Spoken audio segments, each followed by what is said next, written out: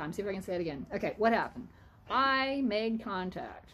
Craton's protege made contact with the guy that they consider to be the guy who started it all, the ring digger guy, from what I hear. And there's this 5 groups that have been featured, I guess it is, the Crackolicious guys, or whatever you want to call them, I guess, the Crackolicious guys. Yeah, anyway.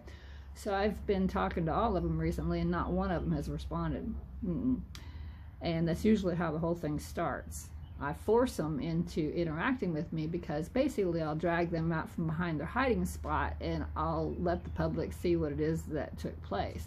When that happens, they usually come around. Anyway, so what I did was I basically made contact with the guys and I let them know, pretty much all of them at this point in time, because I'm sure by now they're already talking. And I know I put Tubio and Johnson, and I think there was another guy on notice because I made contact. And one of the spine surgeons, by the way. So, not a response from him either. And the spine surgeon guy, he's saying that, oh, here we are.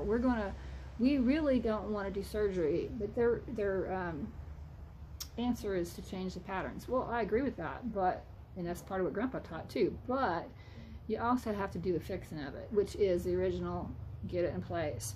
And there is no muscle that it can actually do it on its own. That's what Grandpa always told me. You have to get outside yourself in order to actually get it fixed. So sometimes these guys accidentally fix it, but in the way they're going about it is so crude and so dangerous that it really and truly disturbs me. I mean, seriously disturbs me. And I am concerned that somebody is going to suffer from they call it, and it is a cerebral artery. Can you say it? Vertebral. Here we go. Vertebral artery dissection. That's what it is. The vertebral artery dissection or stroke is what I'm concerned is going to happen.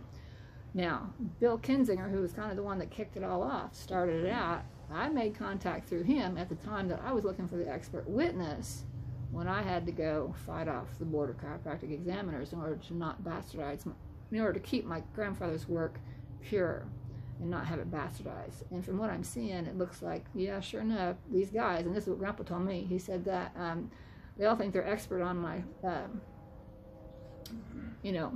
visions and what his methods are. And they call it the Craton method. He said they all think that they're expert on my methods because they shook the hand of a hand that shook mine. Is how Grandpa put it to me. So anyway, looks to me specifically in that Johnson has come a couple of little mantras that Grandpa used to say, and I heard them frequently.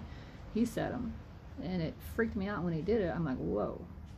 So anyway, I have made contact. And what did I tell them? I told them, I said, hey, by the way, I am the expert on the proper handling of the atlanto-occipital and the sacro-iliac joints. I think you guys know this in the fact that Dr. Craton was published in your journals.